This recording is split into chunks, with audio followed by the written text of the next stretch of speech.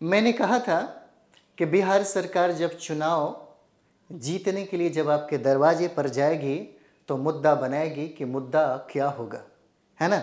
और मैंने कहा था कि चुनाव के पहले एक बहुत बड़ी घोषणा करने की तैयारी में है सरकार, क्योंकि आप देखते होंगे डोमिसाइल की नीतियां को लेकर के जो बारी बारी से जो बातें उठ रही थी और बिहार के द्वारा जो उठाया जा रहा था, जिसका असर आपके लाइब्रेरियन में और 3 पदों पर दिखाई दिया।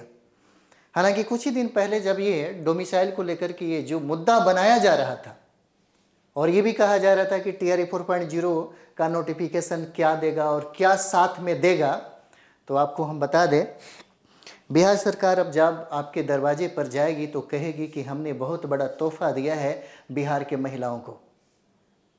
ये बहुत बड़ी तोहफा दिया है बिहार की महिलाओं को और इसी विषय पर आपसे वो वोट मांगेगी, है ना। और यही हुआ, बिहार के महिलाओं को ही 35% आरक्षण देने की घोषणा की गई। हालांकि अगर हम लोग बात करें यहाँ पे तो 35% आरक्षण जो मिल रहा था, इसके पहले अगर हम लोग बात करें तो 35% आरक्षण सभी महिलाओं को दिया जा रहा था, जिसमें यूपी की महिलाएं भी थी, झारखंड की महिलाएं भी थी, वेस्ट बंगाल की भी महिलाएं थी। इसका मतलब ये है कि राज्य के जो बाहर वाली जितने भी स्टेट के जो महिलाएं हैं सबको मिला करके और बिहार को मिला करके 35% आरक्षण दिया जा रहा था। लेकिन अभी जो घोषणा किया गया है उसमें ये कहा गया है, जैसे आप देख सकते हैं, हम लोग बात तो करेंगे ही बारीकी से इस पर, एक बार आप इसे जरूर पढ़िए ताकि आपको ये समझ में आए, फिर हम लोग बात करते हैं। कहते हैं कि बिहार सरकार के सभी सरकारी सेवाओं, संवर्गों के सभी स्तर के एवं सभी प्रकार के पदों पर सीधी नियुक्तियों में राज्य की मूल निवासी महिला अभ्यर्थियों को, राज्य की मूल निवासी महिला अभ्यर्थियों को ही शब्दों में बड़ा दम होता है, शब्द का ही मतलब समझना चाहिए, शब्द बहुत कुछ कहता है। को ही 35% क्षैतिज आरक्षण अनुमान कराने के संबंध में निर्णय लिया गया है। आप देख सकते हैं अपर मुख्य सचिव डॉक्टर बी राजेंद्र के द्वारा।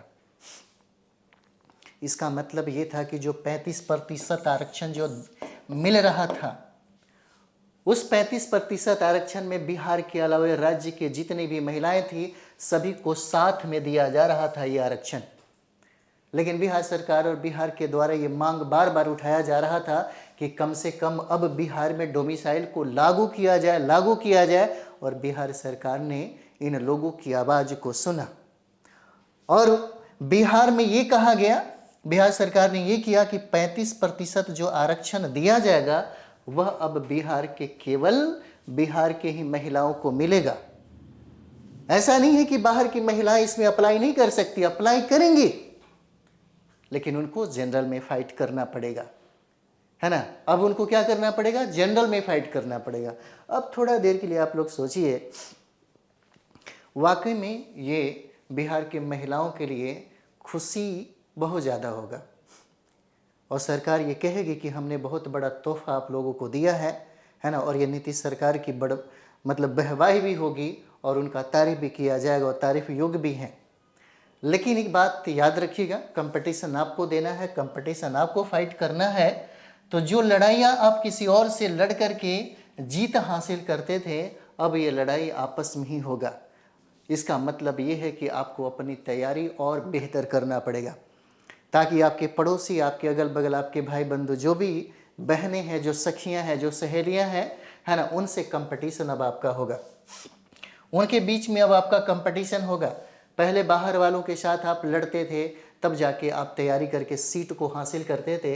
अब आपको खुद अपने घर वालों से ही लड़ना होगा, है ना। घर वालों से लड़ेंगे और इसके लिए ज़्यादा ज़रूरी है कि हमारे पास शक्तियाँ और ताकत ज़्यादा हो। ताकत ज़्यादा होगा इसका मतलब ये है कि अगर हमारा स्टाइल अच्छा है, हमारा पढ़ने का तरीका अच्छा है, हमारे पास इंफॉर्मेशन बहुत अच्छा है, तब हमें किसी भी प्रकार की कमी नहीं होगा इस एग्ज़ाम को फाइट करने के लिए। तो यहाँ पे थोड़ा देर के लिए, है ना, इस बात पे हम लोग जिक्र करें कि अब हम लोग किस तरह से स्ट्रेटजी बनाएं ताकि हम फाइट कर सके। और ये बात अभी हो रही है केवल महिलाओं के लिए, है ना, केवल महिलाएं।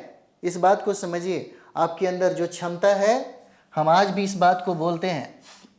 हमारे यहाँ जितने भी लड़का लड़कियाँ हैं, खास करके लड़कियों में वो बात थी, बड़ा सीरियस होती हैं, घर परिवार की समझ होता है, घर परिवार का प्रेशर भी होता है और उनके अंदर समझ ज़्यादा होता है ना। बहुत सारी बातें हैं यहाँ पर सोचने समझने के लिए।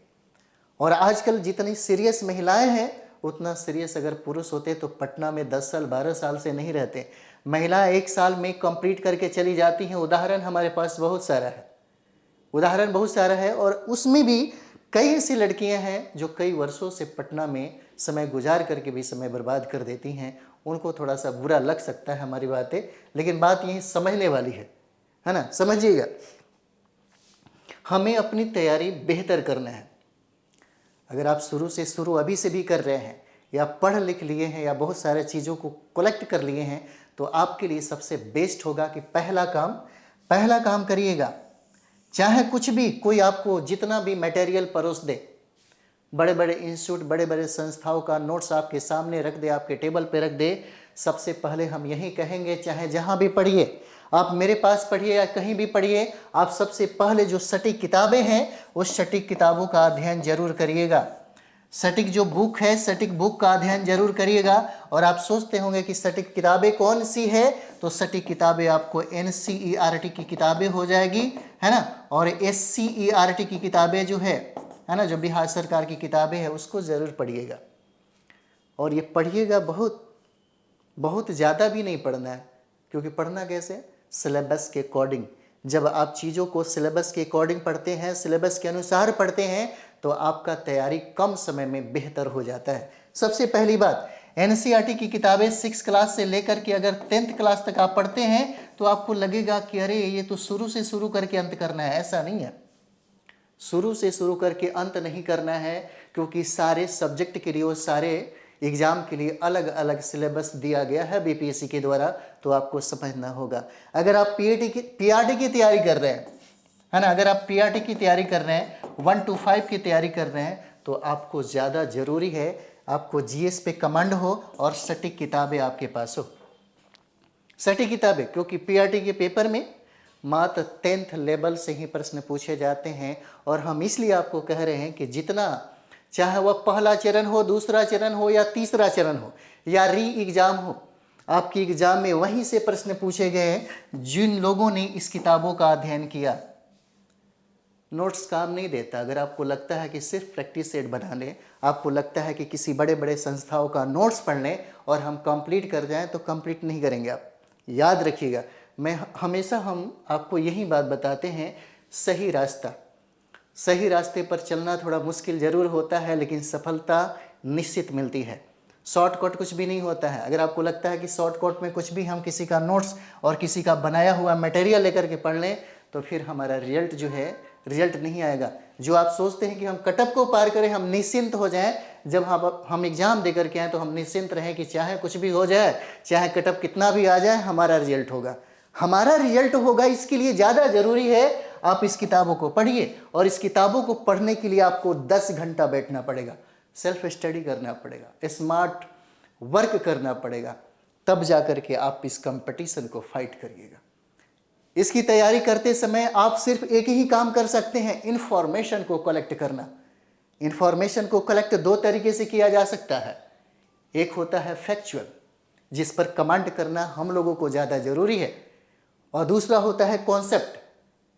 इस किताबों को पढ़ते समय में हमारे पास 2 तरीके का इंफॉर्मेशन मिलता है। एक हमको फैक्चुअल मिलता है, फैक्ट, और दूसरा हमारे पास कॉन्सेप्ट मिलता है। और दोनों तरीके से प्रश्न पूछे जाते हैं। इसीलिए आप PRT का पेपर देखिए, TGT और PGT का पेपर देखिए, या GS का पेपर देखिए, उसमें बेसिक से प्रश्न बहुत ज़्यादा पूछे गए हैं। और बेसिक हमें कहाँ से मिलेगा? इसी किताब से। क्या ज़रूरत है हमें निर्भर होने की ज़रूरत नहीं है। कोई पढ़ाएगा तो पढ़ेंगे, है ना, कोई हमें मटेरियल देगा तो हम करेंगे। हमें अपने कंपटीशन को फाइट करने के लिए सिर्फ ये किताबें चाहिए। अभी भी बता रहे, एकदम रियल चीज़ें बता रहे, है ना। आप लोग कहते हैं ना, कुछ लोग ये भी कहते हैं कि सर आते हैं अपने क्लास को बेचने के लिए। आपने कितना बार हमसे सुना है कि हम अपने कोर्स का प्रचार करते हैं, लेकिन आज हम करेंगे। है ना, आपको हम बताएंगे। और बहुत ना के बराबर कुछ नहीं चाहिए हमको यहाँ से, ठीक है। और जब आप यहाँ से फैक्चुअल और कॉन्सेप्ट का इंफॉर्मेशन कलेक्ट करते हैं तो एक ही काम करते हैं, है ना, या तो उसे बार बार रिवाइज करते हैं, बार बार रिवाइज करते हैं। रिवीजन करने के लिए 2-4 किताबें होना नहीं चाहिए। रिवीजन करने के लिए और बेहतर करने के लिए एक ही किताब को बार बार पढ़िए। जब आप ये करते हैं तो लास्ट में एक ही काम करिए, वो होता है प्रैक्टिस सेट। प्रैक्टिस सेट, और प्रैक्टिस सेट यहाँ पे 2 तरीके का होता है। बहुत सारे लोग हैं जो कराते हैं, है ना, हम जो कराते हैं उसकी बात हम आपको बता रहे हैं कि हम क्या कराते हैं। हम आपको यहाँ पे आप देख सकते हैं टीजीटी पीजीटी जहाँ पे जीएस 40 नंबर के सवाल पूछे जाते हैं अकॉर्डिंग टू सिलेबस और अकॉर्डिंग टू क्या बुक्स, जो सटीक किताबें एससीईआरटी और एनसीईआरटी का पैटर्न। टेस्ट सीरीज, अगर आपको इतिहास पढ़ना है तो इतिहास में सिर्फ इंडिया नेशनल मूवमेंट पढ़ना है, चाहे वह पीआरटी की बात हो चाहे आपके जीएस 40 नंबर की बात हो। तो फिर हमें यह समझना होगा कि हमें किन किताबों से पढ़ना है और क्या पढ़ना है और क्या छोड़ना है। और मात्र ये जो आप देख रहे हैं टीजीटी पीजीटी में जो हमें 5 सब्जेक्ट पढ़ना है, होमवर्क सीरीज कहिए या टेस्ट सीरीज कहिए, यहाँ पे होमवर्क सीरीज या टेस्ट सीरीज कहिए, इसके माध्यम से हम कोशिश करेंगे कि आपका कम से कम 32-36 नंबर आ जाए। क्योंकि एप्लीकेशन में आप देखते होंगे जब भी हम आपको जब इसका डिस्कशन देते हैं तो कोशिश करते हैं कि पूरे उस एरिया को पकड़ा जाए ताकि आपका बेहतर तैयारी हो, है ना, बेहतर तैयारी हो। कुछ लोग हमसे नाराज होते हैं, वजह पता है क्या है? क्योंकि पीआरटी में लोगों को लगता है कि हमको इतिहास पढ़ना है तो सर आप तो हमको मेडिवल इंडिया नहीं पढ़ा है। एक लड़का मेरे को फ़ोन करके बोलता है कि सर मेडिवल इंडिया छूट गया है, नहीं पढ़ा है। सर प्राचीन का भारत बुद्ध से भी बहुत सारा। अब बताइए हम क्या बताएं, आप ही सोचिए। जिनको सिलेबस नहीं पता है हम यही कहेंगे कि भाई एक बार सिलेबस का स्टडी करिए। हम यही कहेंगे कि एक बार अगर आप चाहते हैं कि आपका एग्जाम निकले तो 2 काम करना ज़्यादा जरूरी होता है। पहला, जो सिलेबस दिया गया है बीपीएससी के द्वारा उसका एक बार अध्ययन करिए। और दूसरा काम, जो भी एग्जाम में पूछा गया प्रश्न है, अगर आप पीआरटी दे रहे हैं या जीएस दे रहे हैं या 6 to 8 दे रहे हैं, 19 दे रहे हैं या 11-12 दे रहे हैं, जो एग्जाम हुआ है उसका पेपर निकालिए और पेपर निकाल के टेबल पे रखिए और उसको एक बार अध्ययन करिए। आपको इसका पैटर्न पता चलेगा कि हमको पढ़ना क्या और छोड़ना क्या है। और मात्र हम लोग यहाँ पे 49 रुपीज़ में एक ऑफर है यहाँ पे कुछ ही दिनों के लिए। पीआरटी में उसी तरीके से मात्र 99 रुपये में, 99 रुपये में, क्योंकि वहाँ से आपको 9 सब्जेक्ट कवर कराया गया है। और ये खास करके बिहार के महिलाओं के लिए, बिहार के महिलाओं के लिए है ना। इसलिए हमने कहा कि बिहार की महिलाएं जितनी मेहनती होती हैं, जितनी मेहनत करती हैं, और मेहनत आपको लगता है घर में खाना बनाना, बच्चों को संभालने के बावजूद अपनी इतनी बेहतर तैयारी करना, ये बहुत बड़ी बात है। पुरुष इतना कतई कभी नहीं कर सकते और आज तक नहीं किए हैं। महिलाएं तो इतना कुछ करने के बावजूद भी कंप्लीट करती है, ये बहुत बड़ी बात है। और सबसे अच्छी तोहफा क्या है कि बिहार सरकार ने इनको मौका दिया है कि सिर्फ बिहार के महिलाओं को ही 35% जो है वो आरक्षण दिया जाएगा। ये अच्छी बात है यहाँ पे। तो हम यही कहेंगे कि इसका फ़ायदा मिलना चाहिए, और फ़ायदा तब मिलेगा जब आपकी तैयारी बहुत बेहतर तरीके से होगी, है ना। आज ही मैंने इसे कंप्लीट किया है। मैंने अपने टीम से फ़ोन करके, सारे लोग अलग अलग थे, मैंने कहा कि नहीं मुझे कुछ नहीं, इतना ही चाहिए। 49 रुपीज़ जीएस टीजीटी पीजीटी जो 40 नंबर के सवाल जो पूछे जाते हैं, है ना, 49 रुपये में। और इस प्रैक्टिस सीट के माध्यम से हम कोशिश करेंगे कि 32 और 36 के बीच में आपका नंबर आए। 5 सब्जेक्ट हम आपको कराने वाले हैं। उसी तरीके से 99 रुपये, 99 रुपये में आपका पीआरटी 9 सब्जेक्ट जो आपको करना है, इसी प्रैक्टिस सेट के माध्यम से हम तैयारी कराने की, है ना, योजना बनाए हैं। और हम कराएंगे भी आराम से। वहाँ पे 90-95 नंबर मिलेगा अगर बेहतर तरीके से आप करते हैं तो चलिए, बहुत अच्छी बात है आपके लिए। डोमिसाइल को लागू कर दिया गया बिहार के निवासी के लिए। तो हम लोग मिलते हैं नेक्स्ट वीडियो में। थैंक यू वेरी मच आप सभी लोगों को।